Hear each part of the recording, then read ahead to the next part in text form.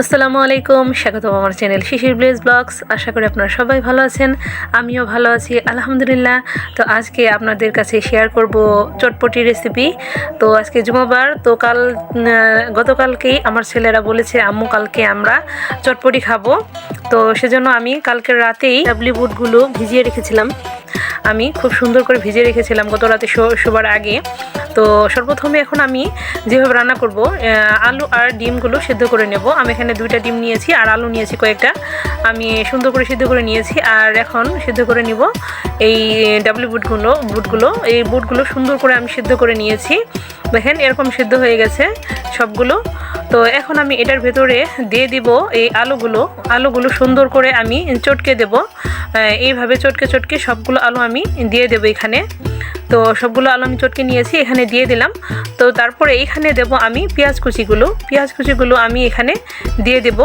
আর দেব এখানে এই রাঁধুনি, এই চটপটি মশলা, এই রাঁধুনি চটপটি রেডিমেড মশলা দিয়ে আমি আজকে চটপটিটা রান্না করব। তো দেখেন তারপর আমি একটু স্বাদমতো লবণ দিয়ে দিলাম। আর এখানে এটা এখন নাড়াচাড়া করে দেব, এটাকে ভালো করে মিশিয়ে নিব। আমি এই এইগুলো মশলাগুলো সুন্দর করে আমি এটা মিশিয়ে নিব আগে। তারপর এখানে আমি দিয়ে দেব পরিমাণ মতো পানি দিয়ে সুন্দর করে এটাকে সেদ্ধ করে নেব আরেকটু, যাতে মশলাটা আরেকটু সেদ্ধ হয়ে যায়, সবগুলো একদম চটপটি তৈরি হয়ে যায়। তো দেখেন আমি এখন এখানে দিলাম পানি, এখানে আমি একটু পানি দিয়ে দিলাম। পানি দিয়ে এখন এটাকে আমি নেড়েচেড়ে ঢেকে দেব। ঢেকে দিয়ে এটাকে একটু জাল দিয়ে তারপর এটাকে নামিয়ে নেব আমি।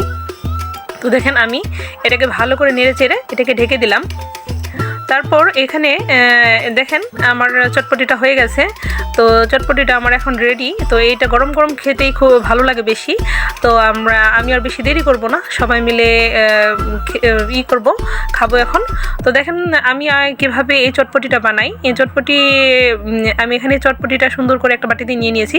আর এখানে যা যা লাগবে তা তো আমি নিয়েছি ধনেপাতা কুচি, আর নিয়েছি পেঁয়াজ কুচি, আর নিয়েছি শসা কুচি, আর টমেটো কুচি, আর নিয়েছি কাঁচামরিচ। আর ফুচকা তো রেডিমেড ফুচকাগুলো আমি কিনে এনে ভেজে নিয়েছি। তারপর এখানে আমি ডিম কুচি করে নিয়েছি। আর নিয়েছি হলো গিয়ে টকটা আমি ঘরে বানিয়ে রেখেছিলাম। তো দেখেন আমি কিভাবে চটপটিটা রেডি করি। দেখেন আমি এইভাবে চটপটিগুলো নিয়ে নিলাম। তো টকটা আমি বানিয়েছি, একটু লবণ দিয়েছি আর শুকনো মরিচের গুঁড়ো দিয়েছি, মরিচের গুঁড়ো করে দিয়েছি মরিচগুলো। আর এখানে দিয়ে দিয়েছি একটু পানি দিয়ে সুন্দর করে এটা ভিজিয়ে রেখে আমি এটাকে টকটা বানিয়ে নিয়েছিলাম।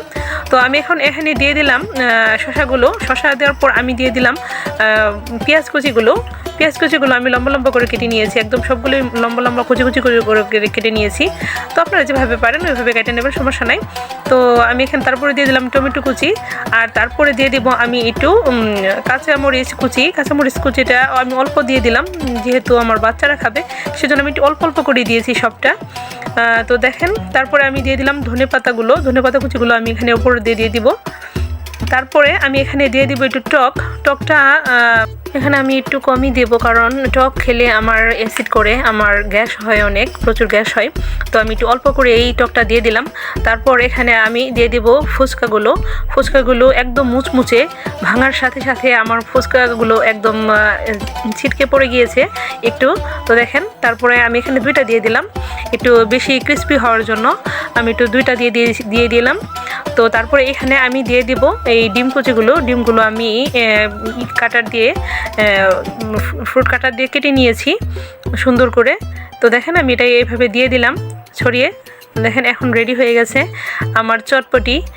এরকম করে চটপটি বানিয়ে বাচ্চাদেরকে খাওয়াবেন, দেখবেন যে বাচ্চারা অনেক খুশি হবে। বাহিরের বানানো চটপটিগুলো কীভাবে বানাই, অস্বাস্থ্যকর পরিবেশে কে জানে। তো বাচ্চাদের যখন খেতে মন চাইবে তখন এভাবে আপনারা খুব অল্প সময়ে সহজেই ঘরে এভাবে চটপটি বানিয়ে দিতে পারেন।